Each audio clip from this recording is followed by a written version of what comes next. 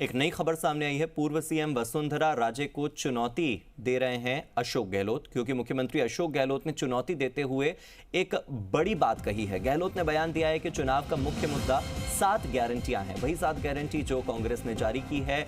चुनाव 2023 का मुख्य मुद्दा कांग्रेस पार्टी की ओर से दी गई 7 गारंटियां हैं।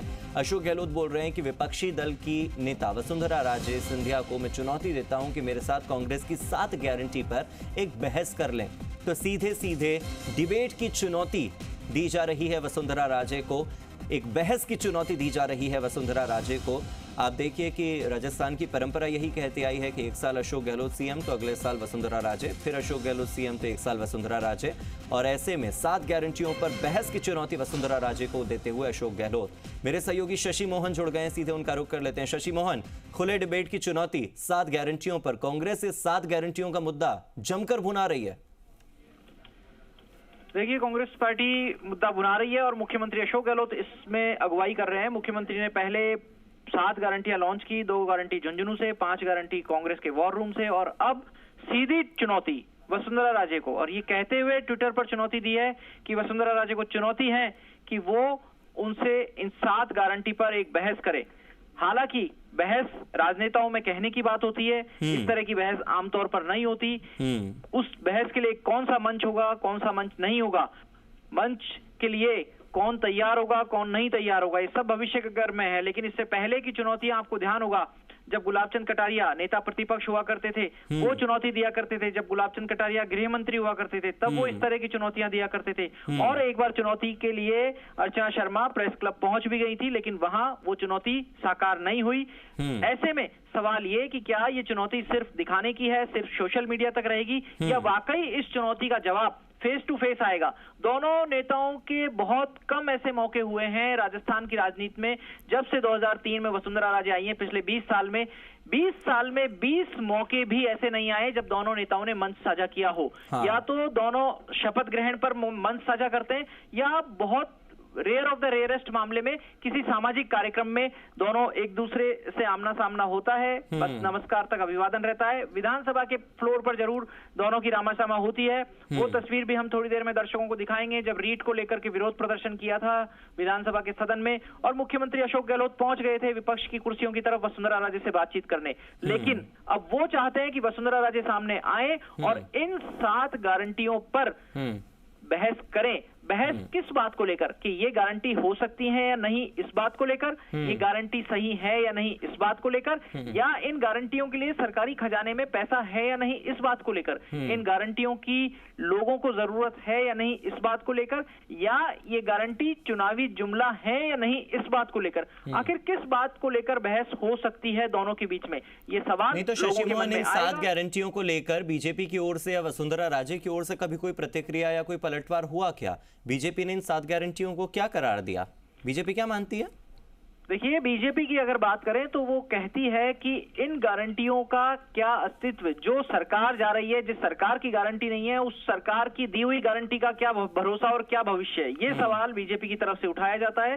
साथ में ये भी कहा जाता है कि जो इंग्लिश मीडियम एजुकेशन की गारंटी मुख्यमंत्री अशोक गहलोत देना चाहते हैं, वो शुरुआत वसुंधरा राजे की हुई है। Vivekananda English medium model school के जरिए प्रदेश में शुरू की गई थी जब वासुदेव देवनानी उनके कार्यकाल में शिक्षा राज्य मंत्री थे। लेकिन गहलोत सरकार जब आई तो उन्होंने विवेकानंद मॉडल स्कूल को बदल करके Mahatma Gandhi English medium school में कन्वर्ट कर दिया। ये बात सही है कि गहलोत सरकार ने इन स्कूल्स का दायरा बढ़ाया।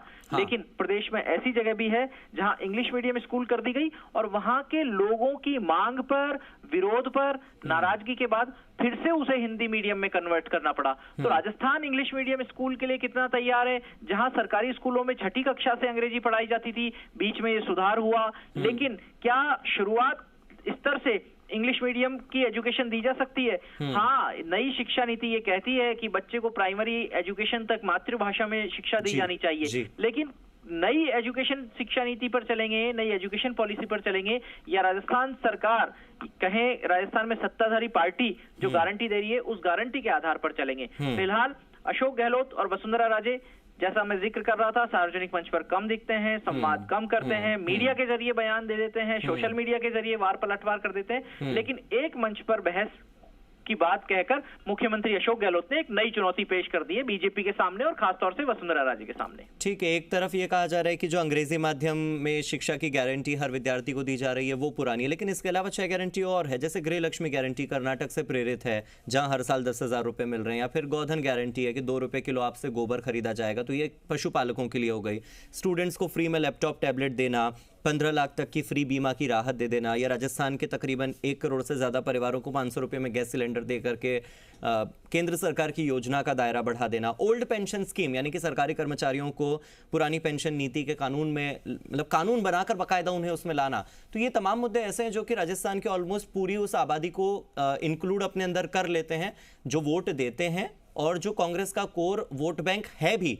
तो कुल मिलाकर अब ये ऐसा मामला है, ये 7 गारंटियां ऐसी हैं जो कि कांग्रेस को मजबूत बनाती है, कांग्रेस की छवि को कहीं ना कहीं मजबूत दिखाती है, और कांग्रेस इन 7 मुद्दों पर चुनाव जीतने की पूरी तैयारी में है। कांग्रेस को लगता नहीं है कि अब इन 7 मुद्दों के अलावा किसी 8वें मुद्दे की जरूरत पड़ सकती है। देखिए, ये बात सही है कि जिस तरीके से 7 समंदर, 7 जन्म, 7 वचन की अहमियत है, उसी तरीके से हो सकता है 7 गारंटी भी कांग्रेस के लिए कोई बड़ा पैगाम लेकर के आए, बड़ा संदेश लेकर के आए जो कांग्रेस के लिए सुखद हो। लेकिन बात यह है कि जब इन गारंटियों की बात की जाती है तो बीजेपी सवाल ये उठाती है कि क्या सरकार की आर्थिक स्थिति मजबूत रही। बीजेपी की तरफ से सवाल ये उठाया जाता है कि क्या राजस्थान रोडवेज के कर्मचारियों को पूरा वेतन दे दिया गया। सवाल ये उठाया जाता है कि क्या जो रोडवेज से यात्रा अलग अलग मदों में की जाती है उसका रिक्लेम करना यानी पुनर्भरण करना वो सरकार की तरफ से कर दिया गया। ये सवाल बीजेपी उठाती है। साथ में ही बीजेपी इन सब चीजों की स्टडी करा रही है कि बाहर ओपन मार्केट में गोबर जो है गौवंशीय नस्ल के पशुओं का, गाय का, भैंस का, वो किस रेट से मिल रहा है, उस खाद की रेट क्या है, क्या खाद की रेट 2 रुपए प्रति किलो के गोबर की दर से ज्यादा है, और अगर वो दर से ज्यादा है तो हो सकता है बीजेपी सरकार को और कांग्रेस पार्टी को दोनों को घेरने की कोशिश करेगी। सवाल बीजेपी इस बात की भी स्टडी करा रही है कि ये जो कंप्यूटर दिए जाएंगे या लैपटॉप दिए जाएंगे, तो लैपटॉप दिए जाएंगे या टैबलेट दिए जाएंगे, इसमें विकल्प रखा गया है ये लैपटॉप या टैबलेट का। तो इन सब चीजों को लेकर के पिछले दिनों प्रतिपक्ष के नेता राजेंद्र राठौड़ ने सवाल उठाया कि लैपटॉप देंगे या टैबलेट देंगे, इस चीज को लेकर के अभी तक साफ नहीं किया जा रहा है। तो ये सब बातें हैं, इनकी ऊपर बीजेपी काम कर रही है। लेकिन साथ में आप ये देखिए कि बीजेपी, ये तो बहुत पुरानी परंपरा है, सभी वादे तकरीबन एक जैसे करते हैं, लेकिन दूसरा अगर वादा कर दे तो फिर उसमें कमियां और खामियां निकालने के लिए हर पार्टी आगे आ जाती है। बीजेपी अगर 7 गारंटी देती तो कांग्रेस भी इन 7 गारंटियों में कोई ना कोई कमी निकाल ही लेती। बात विचारधारा की होती नहीं है, बात बस विरोध करने के लिए विरोध की होती है कि विरोध करना है, विरोधी हैं इसलिए विरोध करना है। और ठीक है, देखते हैं अब ये जो चुनौती दी है इसे स्वीकारती हैं वसुंधरा राजे या नहीं। बहुत बहुत शुक्रिया शशि मोहन आपका इस जानकारी के लिए।